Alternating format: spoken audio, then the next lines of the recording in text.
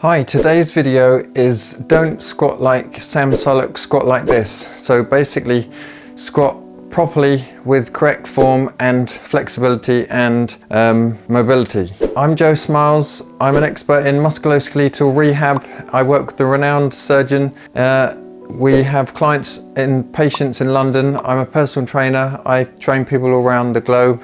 I run a permanent fat loss course called Fat Loss S.O.S, and it focuses on equipping you with the skills to change your mindset and your psychology so you keep fat off for life. It's a mind and psychology based course that also deals with nutrition. So if you tried all the diets and they're not working, maybe now's the time to try Fat Loss S.O.S course. It lasts for 1 year and it focuses on long-term results. Please subscribe to my channel, hit the like button, make as many comments as you want, get engaged and make comments and talk about the things that I talk about. And yeah, today we'll have a look at Sam Sulek's squat technique, and then I'll go and show you the correct techniques using my skeleton Sandra in the background, and also how to increase your mobility. And watch the video to the end so you get all the unbiased and evidence-based science and knowledge on how to squat not like Sam. So I was in the gym the other day talking to this teenager who had been influenced by Sam Sulek. Millions of people are being influenced by him. I've got nothing against the guy, but he trains like a clown and he gives off dangerous information. And this guy was squatting with his heels up on a plate with his toes pointing forward, and I had to have a chat with him and say, look, this isn't the way to do it. This is really dangerous. If you trip, you'll fall. But let's have a look at Sam's video. This is Sam Sulek squatting 500 pounds, walking backwards onto a plate and doing half reps.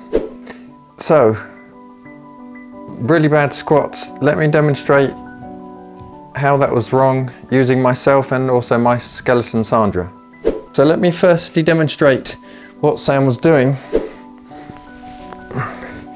He had his heels up on a plate like this with his feet almost touching together, and he was squatting down to about here, not even halfway down, with his knees pointing forward and his toes pointing forward, and then squatting back up again.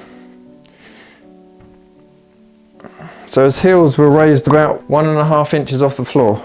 Secondly, when your toes are pointing forward and you're squatting down, it's putting a huge amount, and your feet are close together, it's putting a huge amount on your knee joint, because your knee is a hinge joint. All it does is hinge. At the very end of extension, it locks out and twists, but basically it's a hinge joint. So when your feet are planted and you're squatting with your feet and toes pointing forward and knees pointing forward, your tibia, your shin bone, can't actually move because it's stuck to the floor by your ankle, and your thigh bone in your femur internally rotates as you flex the hip. So you're twisting your thigh bone and you're twisting your knee joint, which is really dangerous for your knee.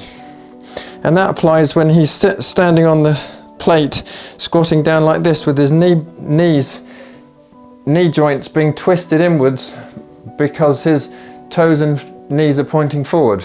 You've got to squat with your toes pointing out 30 to 40 degrees so that when you squat down, it minimizes the internal rotation of your thighs, and your knees can come out 30 to 40 degrees and your thighs 30 to 40 degrees with your heels, with your toes, sorry, and your heels are just outside hip width apart. So you can squat down and you have room to squat down between your heels.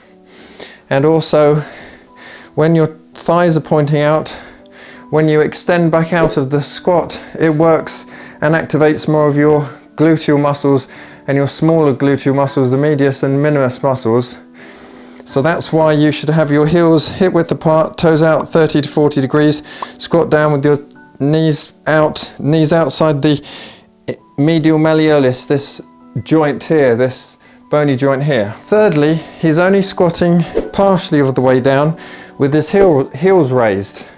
Well, I can tell you that he's saying that because to do maximal activation of your quads, you need to have your heels raised. Well, that's not true. To get maximal quadricep activation, you want to stretch all the fibers of your quads as much as possible, and that means going through a full range of motion. So you go squat between your heels like this and you squat all the way down. So when I'm squatting all the way down, I'm stretching the vastus medialis muscle, this teardrop muscle. I'm stretching vastus intermedius, vastus lateralis and rectus femoris muscles. They're all getting stretched by me going through a full range of motion and not by a tiny partial range of motion like this. So he's defeating the object of putting his heels on a plate. So fourthly, by going through a full range of motion, you develop maximal strength and maximal hypertrophy.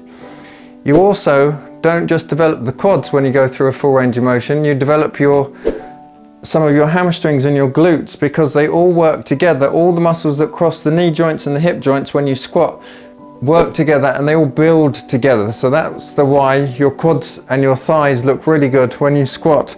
You're just not activating the quads, you're activating your whole musculature of your lower limb. Okay, fifthly, squatting with the heel raise doesn't activate the quads anymore than if your heels are on the floor. So full range of motion maximizes all the fibers. Study 1, entitled The Effects of Heel Elevation on Postural Adjustment and Activity of Lower Extremity Muscles During Deep Squatting to Standing Movement in Normal Subjects, 2008, found that even with the 15-degree heel raise, which is higher than a squat shoe, which is only 0.75 to 1 inches high, the calf muscles were more activated than the rectus femoris was. So the purpose of the squat shoe isn't to activate the quads more, it's to enable someone who has less range of motion to go through full range of motion. So this doesn't activate your quads any more than no heel raise.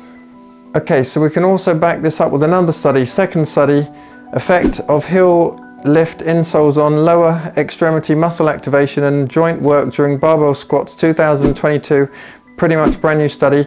There was a significant increase in the activation of vastus lateralis, which is this muscle down the side of your quad, biceps femoris, which is the bigger muscle of the three of your hamstring muscles, and the gastroc muscles, so your calf muscles. So actually having an elevated heel works your calf muscles more than if you were doing it on a flat surface.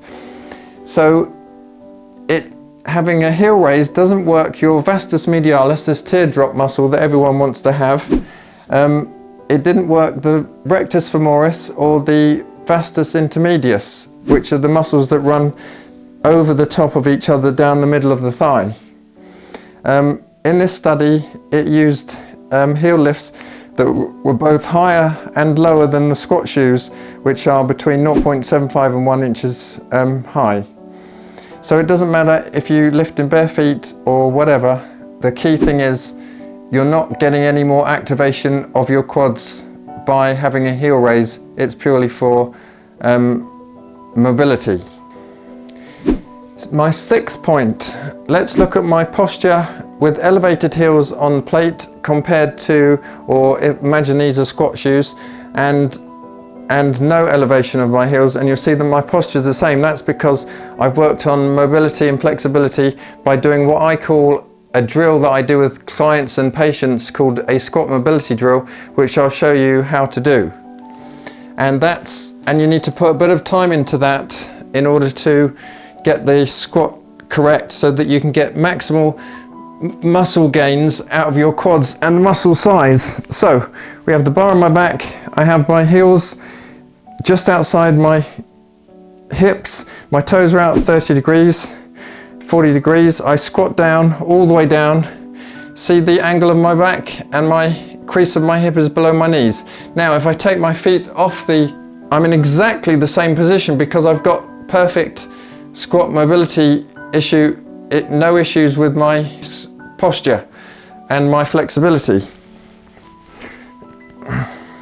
So I don't actually need squat shoes, but I squat in squat shoes because I do Olympic lifts and I do snatches and cleans and power cleans, and therefore I need the Olympic shoes for that. I also use Olympic shoes for deadlifting. So if we go back to Sandra, when the feet are close and you bend at the knees, you can see here on the knee joint, I bend the knee, this bone internally rotates. See how it internally rotates? But when we turn the toe out and the knee out, it externally rotates, and that's what you want to be safe with on the knee joint. When you're pointing forward like this and you're bending and you're coming down, it gets locked. The hip gets locked, it gets internally rotated, which then twists the knee and then twists the if you lack flexibility, your tibial torsion, you'll get twisting of the tibia like this, which will really twist the knee. So you have the toes out 30 to 40 degrees like this, and you have the knees out 30 to 40 degrees, and you have the heels just outside hip width apart. So this is your hips, they're closer than you think. You just want your heels about here.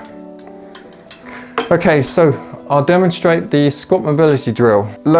Almost everyone can't get the squat mobility drill right first time, because we spend our lives from 5 years old to 20, 21 years old sitting at desks, and then the rest of our life sitting at desks working. So what you do is you have your heels just hip width apart or just outside, with your toes pointing out 30 to 40 degrees.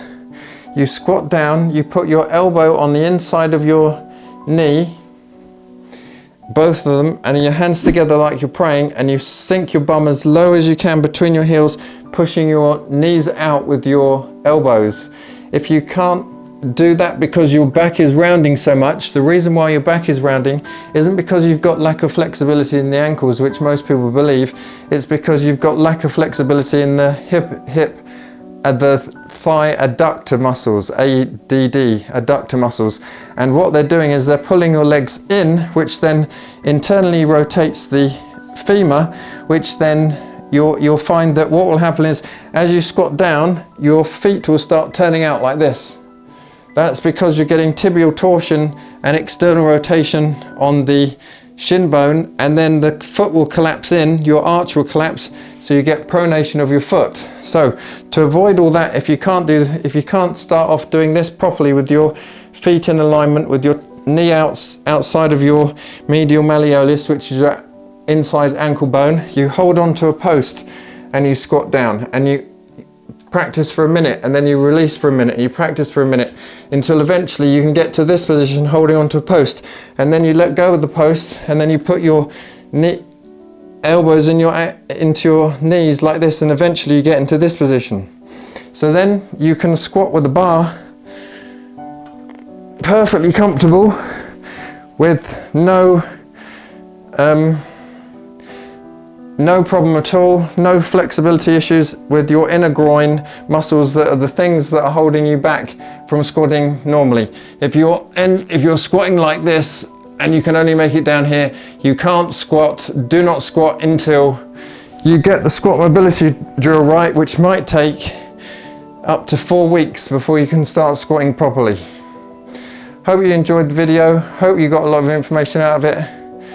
Like and subscribe, make comments, and stop following stupid people on the internet who don't know what they're talking about, who are influencing thousands and millions of people, and you're not going to get big like them, doing stupid exercises like them, purely because they're on so much drugs. It's coming out of their ears, so stop following them and listen to what I'm saying, and you'll find within 3 months you'll be squatting no problem, and you'll be getting brilliant gains.